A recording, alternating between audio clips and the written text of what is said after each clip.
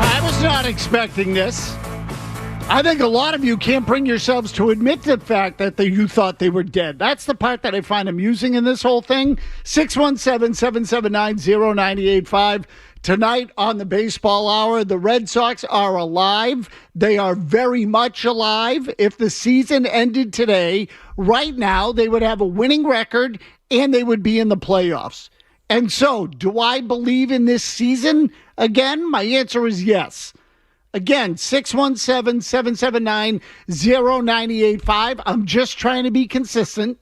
I said I will fully believe and buy in to the idea that they are back in it, that is officially a season, when they get over 500, when they get in full possession of a playoff spot. Both of those things are now true, and that's where we're going to be at the start of tonight's show on the Baseball Hour. Again, I already gave you the number a couple of times, but to call it a miraculous turnaround would be an understatement of all sorts. Who the hell saw this? Who saw this? Anyone? Really? And don't give me, the part that I chuckle about is, yeah, do you believe in us now? Yeah. As if you believed all along when they were 14 games under 500 and falling apart. They couldn't pick up balls in the corner of the outfield spots. By the way, they had a play over the weekend, too, where Rafaela was called an inside-the-park home run. It should have been a triple because Rafaela bobbled the ball in center field. But that is Wong neither didn't catch it when he got the ball from the outfield either. So there's that, too. But you get the idea, Jimmy Stewart. What we have now is a legitimate baseball season again.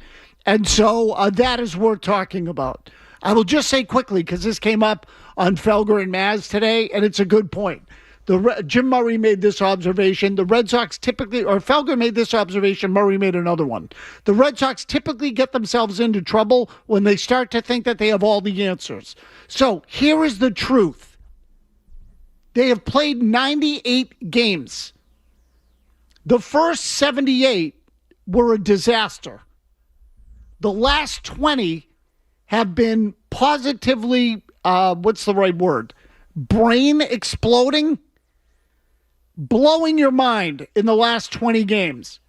They're back in it. They have a chance to get into the playoffs and do some damage. Or make some noise. Do some damage is a little strong, but make some noise. Trading deadline is coming up in 14 days. You are 2 weeks out from the trading deadline. If Red Sox ownership and management is smart, they will not just ride the wave from this thing. They will take a hard look at their roster and their team and say, how can we make it better, not only for 2026, but for 2027 and beyond? So I want to get to your calls tonight. I know a lot of you want to talk about the team, and rightfully so. When I start getting calls from my sister about what's going on with the Red Sox, and I say this with all the love in my heart to my sister, when I get calls from her, when she generally doesn't know the difference between a baseball and a grapefruit, generally speaking, it means that the Red Sox have captured the area's attention again. And I get it. And that's what's going on right now. So here's my question to you. Why is this happening? Why do you think they are in the spot they're in? And I was saying, I teased Jim Murray's comment. Murray's point with the Red Sox is, now that you are in the spot you're in, are you going to take advantage of it?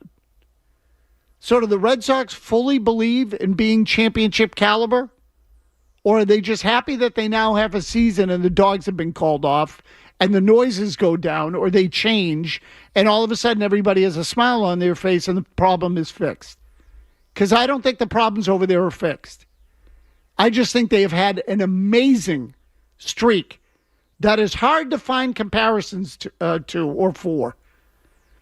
So when you really look at it, I don't know that there's ever been another team that has done what they have done and turned the thing around as quickly as they have.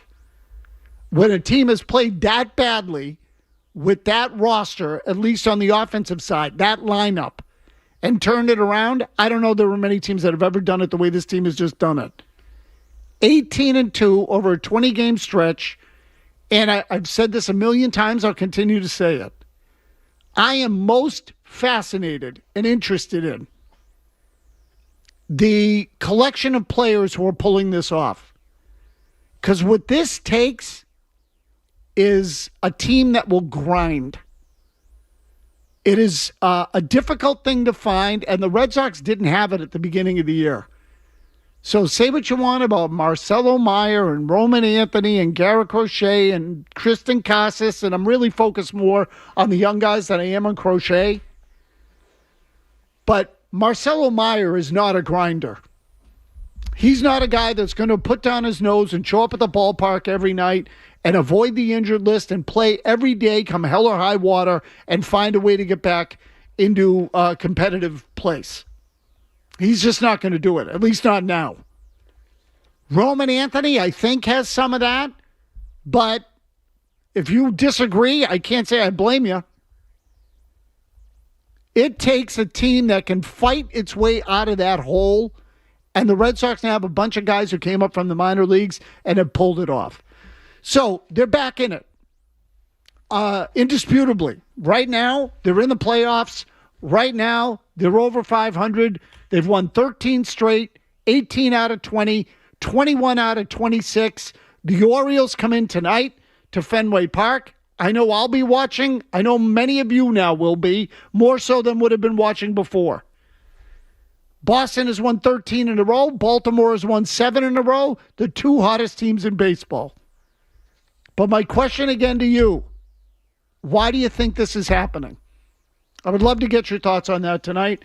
I got a bunch of other things I want to get to, including the manager, Chad Tracy, who was asked about his team's performance after the game yesterday. Here's what he said. What has been the biggest difference from when you guys were 14 games under 500 to this streak now? There's a lot of differences. Not much in the pitching. The pitching's been great, but we have put some things together offensively. We've found different ways to score runs. We're taking much better at bats. We're grinding at bats, having longer at bats. We're taking more walks. We're finding ways to score runs without hitting a ball out of the infield, and we're finding a way to hit the ball over the fence to score runs. So when you get like that, you become an offense that it becomes difficult to defend as far as like they can, you become more of we can beat you in different ways, So obviously we got guys that are feeling better at the plate, swinging it better, and we're hitting for more power, which is a huge part of it. But we're also doing the little things in between that. So there's just a lot of different ways we can score right now. That's been probably the biggest difference. That's Chad Tracy's answer. Why is this happening? That's his answer. What's yours? I want to know yours. Matt's in Manchester. Matt, lead us off tonight. What do you got? Hey, Tony, I heard you say on Felger and Mazz that you think that last year's team was better. But if you think about it, really, I mean, in the playoffs, they had Sogard and Eaton starting, and you had Crochet, Bayo, and a 2-start early. I just think that the team is, and I'm not just basing out the winning streak, but like going into the playoffs right now, I'd feel better about this year's team than last year's team. Contreras is a much better hitter than anyone they had last year. Just wanted to hear your thoughts. Okay, so again, Matt, now you're talking about also the, the team at the very end of the year when they had some injuries by that point. So I'm trying to compare apples to apples. At the middle of the year last year, Roman Anthony had started, I'd have to look at the actual game logs, but somewhere in there towards the end of the year, I know in his last 30 games or so, and he got hurt, in August, and then missed the rest of the year. But in his final 30-plus games, Anthony was one of the best hitters in baseball. And it didn't necessarily materialize in the way of run production, but Anthony was terrific. You had Alex Bregman in the lineup. Let's see, Devers was obviously gone by then. I'm trying to think of who else was in that lineup at that stage. But I would say they were a more balanced team a year ago. And let's not forget, again, I'm taking the full body of work into consideration here, meaning that they won 88 games. So that was it was a pretty good team last year. Now, the depth of the pitching staff this year, better, for sure. So if they can add to this lineup, could they win the American League in theory? Maybe. But again, that assumes they are what they are right now. Do you think it's going to stay this way? They're not going to win 18 out of 20 the rest of the way. Okay, they're not going to do that. So this is another thing that I want to see, how they handle it when they start to lose. Because they will start to lose again. They're not going to win 9 out of every 10 down the stretch the rest of the way. Not going to happen. Jake's in the suburbs. Go ahead, Jake. Yeah, so I had a question about the Red Sox targeting right-handed hitting.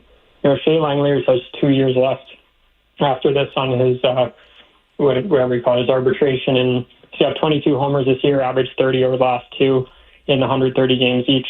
And I'm curious your thoughts on him as a potential target because I think if you had sent Bayo and maybe one of Bennett or early for him, the A's are desperate for starting pitching, given they're second to last in the league in ERA. But I wonder the impact on the Red Sox pitching staff if you switch out the catcher during a pennant race. So I'm curious your thoughts on A, what do you think it would take to get him, and then B, do you think that that's a dangerous move given the potential impact on the pitching staff? Yes, I'm less worried about his ability to handle the pitchers. I shouldn't say that. I mean, it's a big part of it. They need the bat. So at the end of the day, here's what I would tell you. It doesn't have to be at any one specific position where they get the bat, because I've had a lot of people call up today and bring up catchers, which is fine. It's a logical place to look at. Their offensive production at catcher has not been good. But at the end of the day, if you're telling me you can get a legitimate right-handed bat to hit anywhere, to hit in the middle of the lineup and play anywhere on the diamond, if I'm the Red Sox, I'm going to make room for him. I'm going to make room for him. So now I don't know much about Langeliers' defensive reputation. What I do know is that he can hit. I would actually aim a little bit higher if I'm the Red Sox. I don't know whether that's going to be possible, but I want a legitimate, elite, middle-of-the-order bat from the right side. And I want to pair that guy, in theory, with Roman Anthony going forward.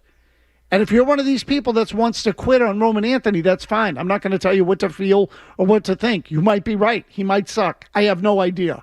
I think the kid can play. So I'm not just making a deal for 2026. I'm making a deal for 2027 and beyond as well. I don't want a rental. I don't want just a run-of-the-mill bat.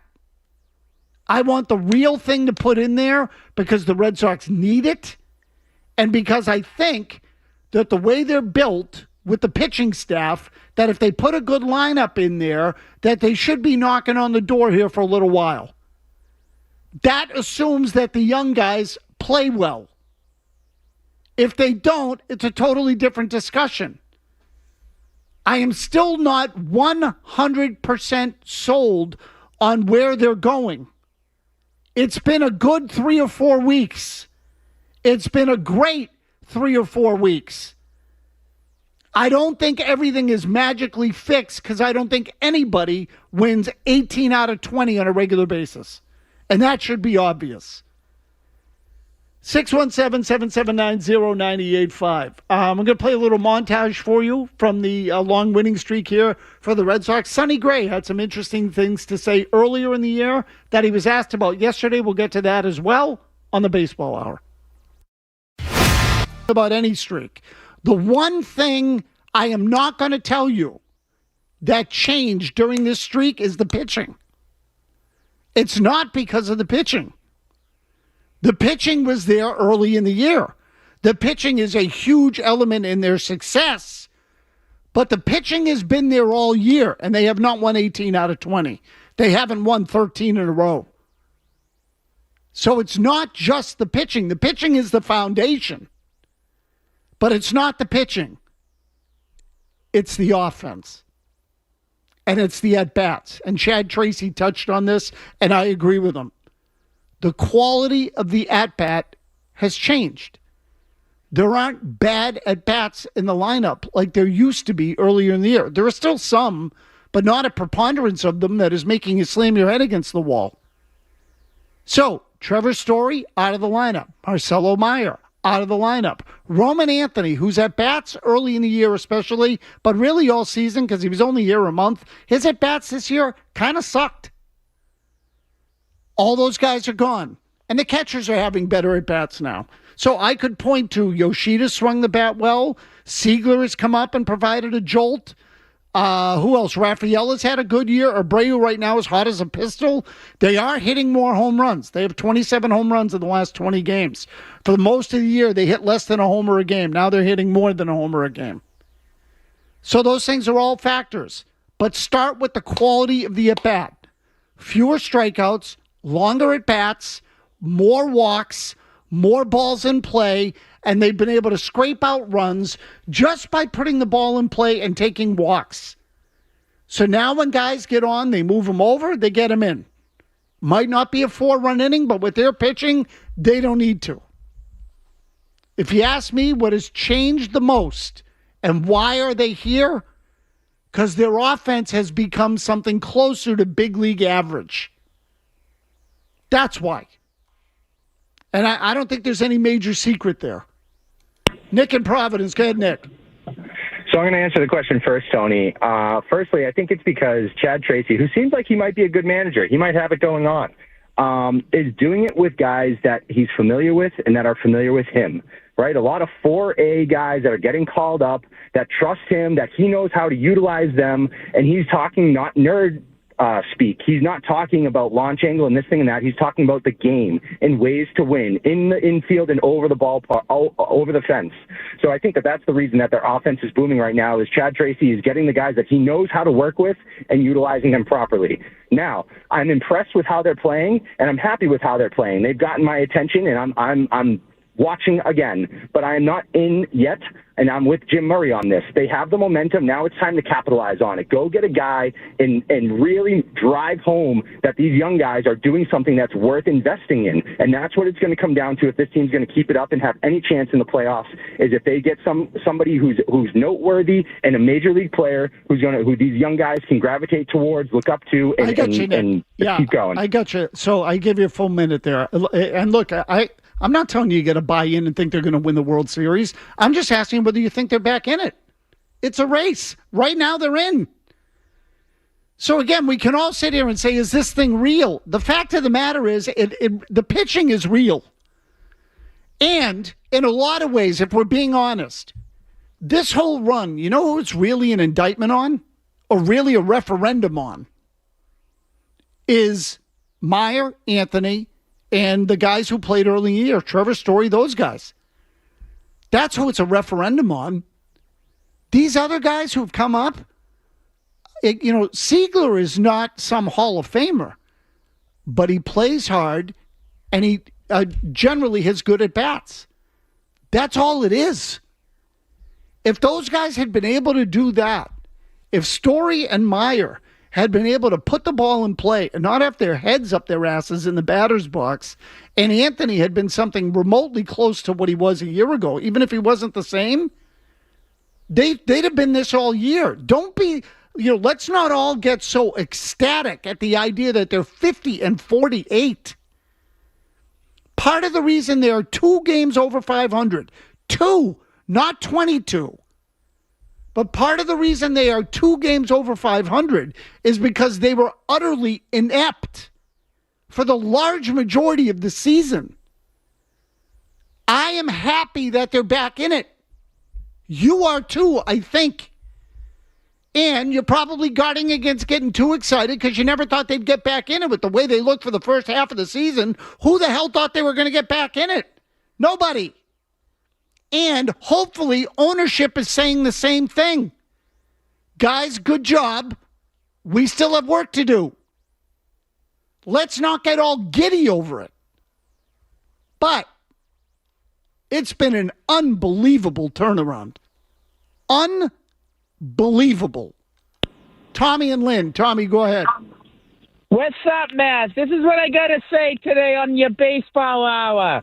The Red Sox, they're playing really good right now. 13 in a row. Let's make it 14 tonight against Baltimore. The 2 hottest teams right now in the MLB.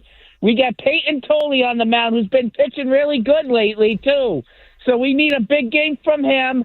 And Mazz, if this team is coming back to life, they got to add at the trade deadline. You got to add. I agree, Tommy.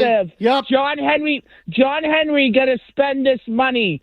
He cannot take the cheap way out like he's been doing with this baseball team. You got to spend money. Get a batter and maybe one more pitcher, and we're right there, Mazz. Okay, so Tommy, I'm going to let you go. Thanks for the call. The one thing I will say is if they're smart, they won't take their foot off the gas. And if they're really smart, they'll try to make the kind of move that isn't going to help them just this year. I don't want a rental. I don't want a rental. The free agent market stinks. If the Red Sox are going to have all this pitching going forward, they're going to need some bats behind it. And go out and make a deal for someone who can stay here and help here, because the free agent market sucks.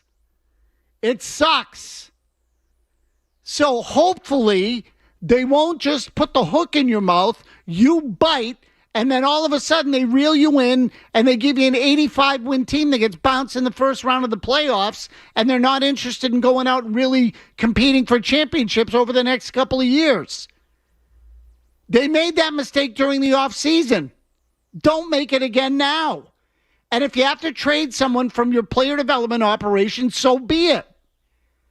You got plenty of bodies, got lots of artillery to make a move. So make it. The American League is there to be had. I'm starting to feel a little bit like about the Red Sox like I did about the Celtics. You get Jason Tatum back, okay, now you're in business.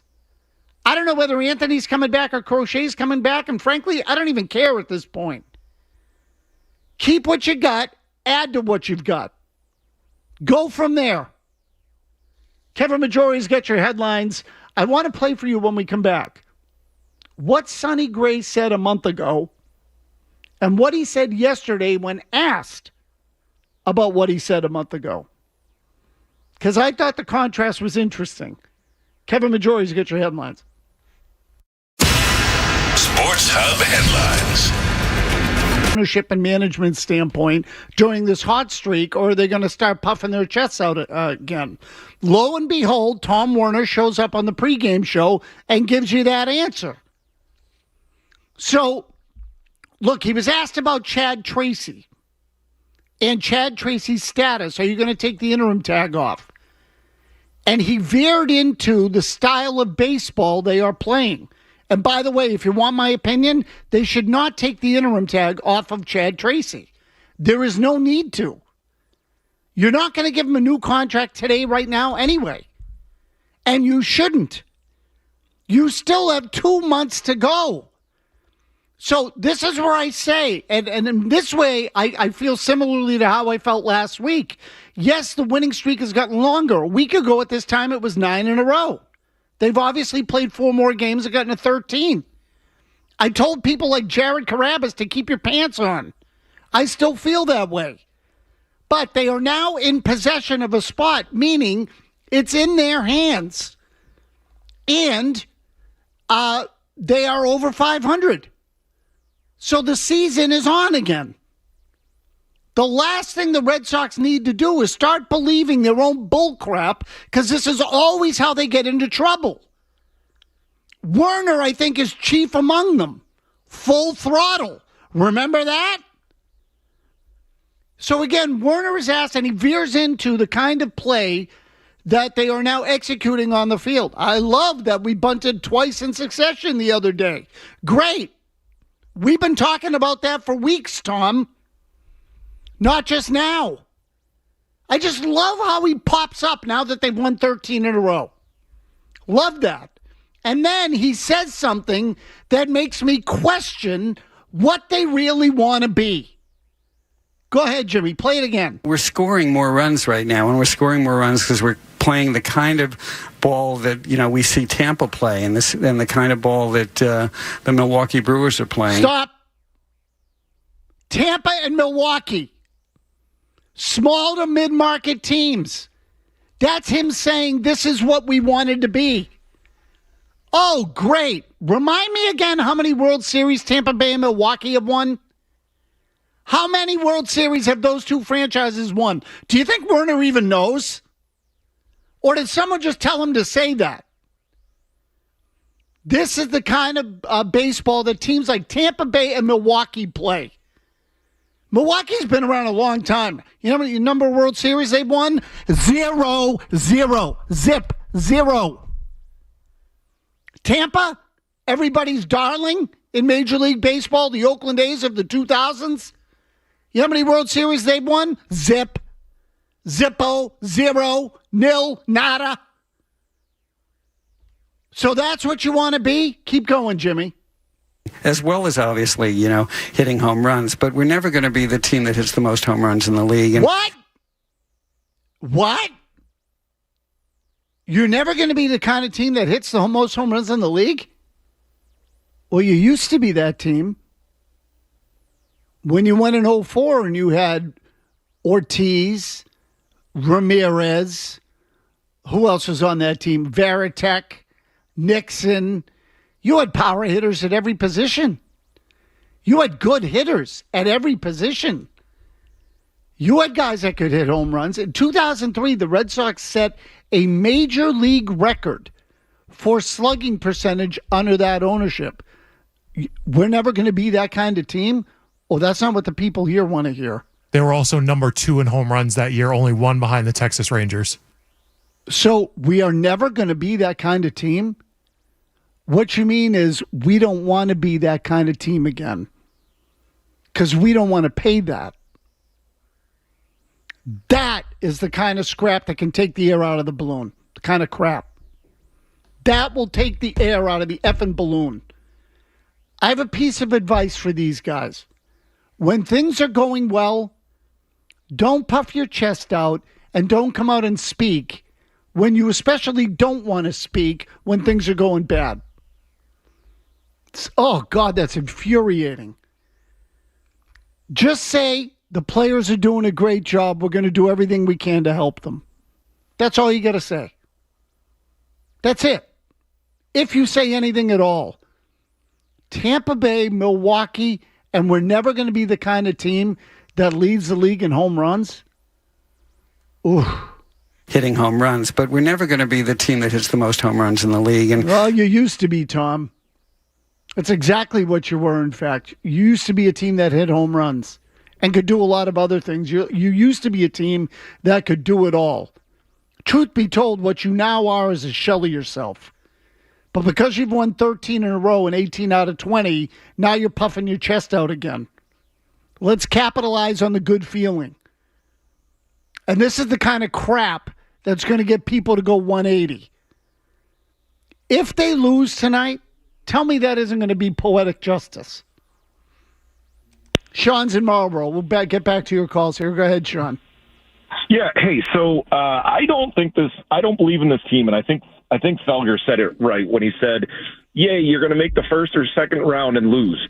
I don't believe in this team, and I'm thinking maybe buyers and sellers insofar as if some of your pitching is going to come back, Crochet, Suarez. Sean, before you go on, let me just ask you, when you say you think they're going to lose, do you mean as constituted? What if they add to the roster? If they add to the roster, can they win the league? There's a chance they could possibly make it to the I don't know, maybe the World Series if they added 2 bats. But here's where I'm getting at. Okay, so I'm sorry. I'm going to let you go just because I have a lot of people on the line, okay? But the first part of your call bugged me for this reason. The Yankees are banged up. Aaron Judge may not play again this year.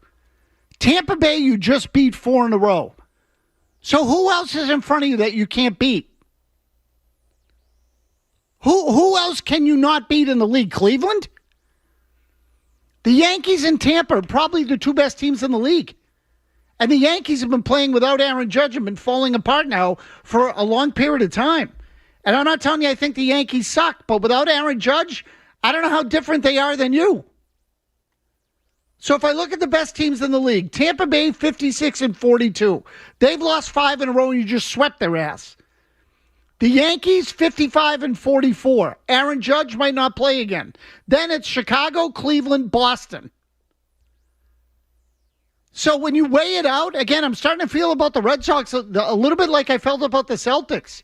Fine, you're not great. Nobody else in the league is either. You've got a shot.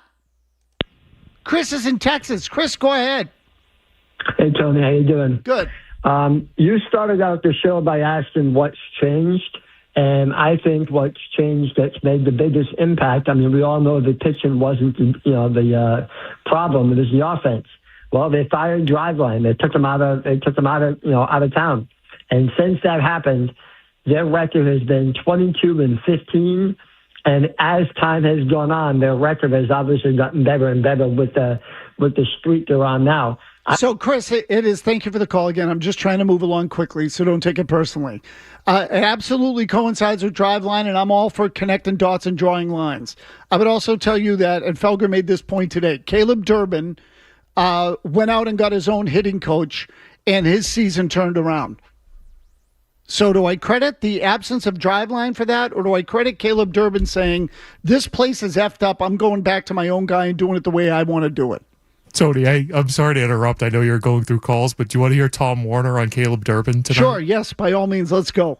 I talked to Matt Arnold, who is the president of baseball operations for Milwaukee in May, and he said, look, this guy is really talented, and he's going to come around. And what was great is that the team had confidence in him. He was always playing brilliant defensively, and now his WAR is up there with some of the people that people wanted us to sign. Oh, God. So, again, now he's puffing his chest out on the Alex Bregman comparison. Oh, my gosh. This is going to kill them tomorrow. Jimmy, you got to send me all this audio so I can listen to it on the way home tonight. Already in your email, Tony. See, this is exactly what the Red Sox do whenever they start to experience some level of success, is they can't help but come out and puff out their chests and tell you how smart they are. Because, again, that is Werner saying, see, we were right to trade for Durbin instead of signing Alex Bregman to that big contract. And in the same breath, he tells you we're not going to hit a lot of home runs, but this is how Tampa Bay and Milwaukee play. And I will ask the question again. What have those organizations won? What have they won? Just stop talking. Stop talking. Let your baseball team play and sit in the background. Just let them play. This is where it all gets effed up. Always. Drew in Boston. Drew, go ahead. Hey, Tony, you listed a bunch of players before that should have been an indictment on them and their lack of contribution at the time. You left probably the biggest name off the list, and that's Alex Cora. Because if the success of this team, which is missing Crochet and Anthony, isn't an indictment on the fact that all he wanted to do was prove a point to his boss instead of actually managing to the talent that he had, he could have been in the seat right now with a winning record. And instead, he's fired and off and should hopefully never get a job with anyone who wants to win. Yeah, so Drew, I don't know, when we say the talent that he had, I don't know how much talent they really have on the offensive side, and I'm not trying to be a wise ass. I think the big difference is that they have guys who have come up from the minor leagues who are 4A players and replace the guys who were big time parts of that roster. So I'll say this again. The big thing to me is the quality of the at-bat. And you know who two of the guys are who have the worst at-bats on the team? Trevor Story, whom Cora protected. So I'm with you on that one. I mean, was Cora going to be... Now, Tracy caught a break because Trevor Story got hurt and wasn't there when he was there when he came in, but they got rid of him. I mean, because of the injury. Let's see how they manage it when Story is ready to come back. And Marcelo Meyer, whose at-bats are terrible. Terrible. And if I'm telling the truth, Roman Anthony had bad at-bats when he was here. So they got rid of bad at-bats and replaced them with guys who are having what I would call more competitive at-bats. Anthony Siegler is not a great player. Neither is Monasterio or Durbin. But what they are is grinders. They fight in the batter's box. They fight on the field. Trevor Story was getting mauled at the plate. He was one of the worst players in baseball when he was in there. And Marcelo Meyer, half the time looks like he's in La La Land. So I would just tell you that I think it's mostly the roster that they brought up. Now the style of play is a factor, and I'm not sure. Cora certainly would not have bunted in extra innings on the road to get one run. Tracy did that, and they won the game. So what I do like is they are managing to win games now with their pitching and their defense, saying, okay, instead of playing for the 2 or 3 run inning, we're going to play for the 1 run inning. That I like.